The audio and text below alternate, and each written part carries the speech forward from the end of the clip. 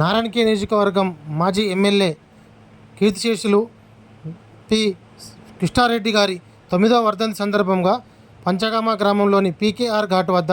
కుటుంబ సభ్యులతో కలిసి